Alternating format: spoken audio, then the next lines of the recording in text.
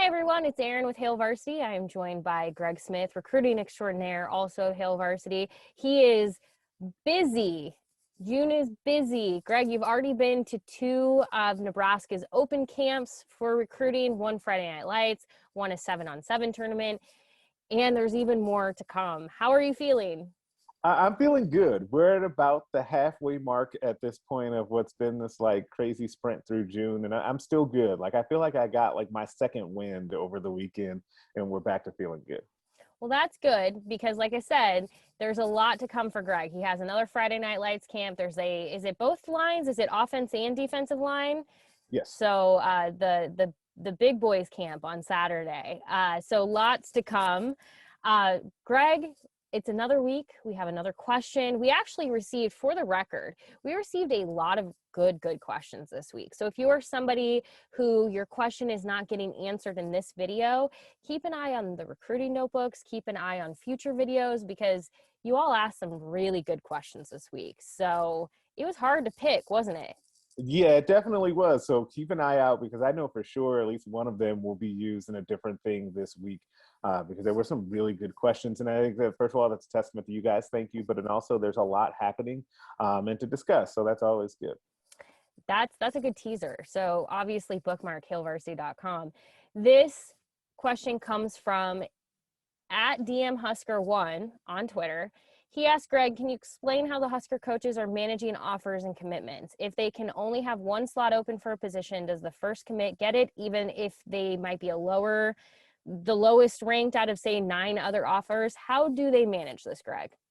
It's a really interesting question because there's layers to this, but there's also things that kind of delay this process. So off top, like it's pretty rare that anyone will get an offer from a school and then just instantly commit, thus creating a domino effect or a really awkward situation if Nebraska, say, has other guys rated higher on their board. And that's really because both when a kid gets an offer, it's fairly early in the process of getting to know a school. And so they're still getting to know the coaching staff and the school at large, but they're also still seeing who else is trying to offer them, right? So that naturally just kind of slows the whole process down. Now, you do end up running into, when you get to about this point in the recruiting calendar where you're starting to have official visits, and especially in the fall, where, say, Nebraska, and this is a real scenario, Nebraska has one running back spot in the 2022 recruiting class. They would really prefer to only take one running back. But as we've seen already in the first couple of weeks, a running back has come in for an official visit each week. So what Nebraska typically does is they're pretty honest and they'll say, hey, we only have one spot. We like you both. Perhaps it could be a whoever gets in first. If they like them both enough, then they'll take them both and just kind of make the numbers work later. But it's pretty rare where the situation will happen where, let's say Justin Williams is number 1 on the board. Whoever number 10 is not going to have the opportunity to commit before Justin Williams does. Because remember, you can't just commit to a school. Like, that school has to accept that. Like, Scott Frost still has to say, okay, cool, you're in, make the graphics, let's tweet this out. There's a process involved in that too. It's interesting because, I mean, we have seen commitments coming sooner in the last year and a half and I hesitate. Let me explain what I'm saying by that, because I'm curious to get your thoughts. This year, it's starting to slow down a little bit with 2022, where people are waiting because they want to be able to get on the camp circuit. They want to be able to work out for coaches. They want to be able to continue to build their offer list. But I would say when the pandemic hit, commitments were coming very fast because a lot of these players, without having ever seen a school, were concerned that their spots wouldn't be there if they waited. If they tried to wait it out and see maybe if things got better, that spot may be gone.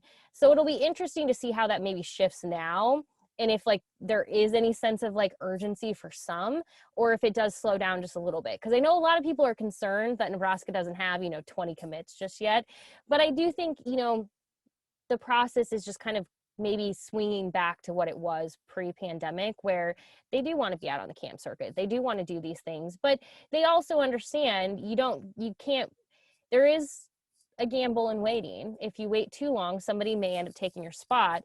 But I think it'll be interesting to kind of see how some of those things sort themselves out now that there is the ability to work out in person, get those in-person visits, the official visits. This stuff will probably slow down the commitments just a teeny bit. Yeah, I do think that if in the way that I would explain it is if a prospect has waited this long to make a commitment, they're going to wait through at least the first couple of weeks. In general, Nebraska did have one Chase Androff commit right away after taking his official visit. But in general, if kids have waited this long, they're going to just go ahead and wait to at least take a couple of visits or go to a couple of camps to see what kind of happens. That just makes sense. So I agree with you. We are getting back to a little bit of the normal kind of cadence of how these things go. But I do expect that there will be a big swell of commitments throughout the summer, like maybe over the next couple of weeks. Then it'll slow down again like normal. Then when the season starts, it will pick back up. And you're correct about, the squeeze was real on guys trying to make those decisions over like last recruiting cycle. And that got tricky too, because there are guys that they want to be in the class, but there are also players that they're like, well, that guy over there is maybe waiting. So you do have to tell a guy maybe in that case, hey, take your time, see if you really want to make this decision, all the while trying to see if there's another player that wants to have that position. It gets very tricky, and the way that you explain that as a coaching staff is difficult. Especially because you don't want to burn bridges, because you never Right. know who that recruit might know or if you need them at a future date. So it is a job I do not envy. And so when you see somebody like a Ryan Held, who is as good as he is when it comes to building relationships and maintaining them, even if a commitment does not happen for Nebraska or if that recruit goes elsewhere, that is a really, really, really good skill to have. So there's a reason that someone like Held is one of the best in the country when it comes to recruiting. Yeah, absolutely. You especially then when you mention like the boogeyman in the room, the transfer portal. You don't want to burn those bridges because of that too. You never know how that comes back. We just saw Tyreek Johnson, who was a former 5-star at Ohio State, who obviously when he chose Ohio State picked them in part over Nebraska. Nebraska was not a finalist, but Nebraska had offered. And so if Nebraska had sour grapes and been really rude about that down the road, maybe that transfer commitment doesn't happen. You just never know in today's college football.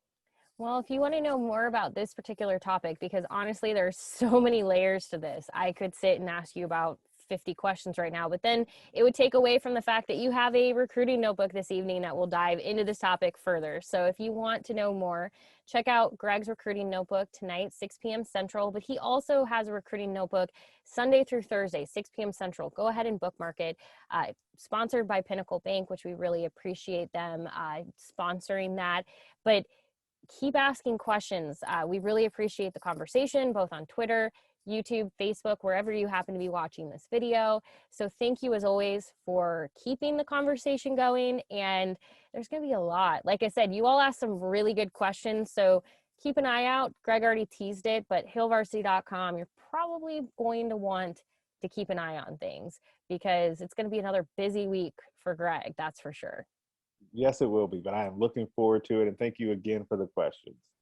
And one last thing, if you are somebody who comes to hailvarsity.com, sees some of Greg's work, but notice that it's a premium piece and you wonder, how can I get in on that? We are currently running a Father's Day deal it can be for you. It can be for the father figure in your life. It can be for your mom. I really don't care. Whoever you think would be appreciative of a Hail Varsity subscription right now, you can get deals. So just head on over to honestly any of our social channels and you'll see those.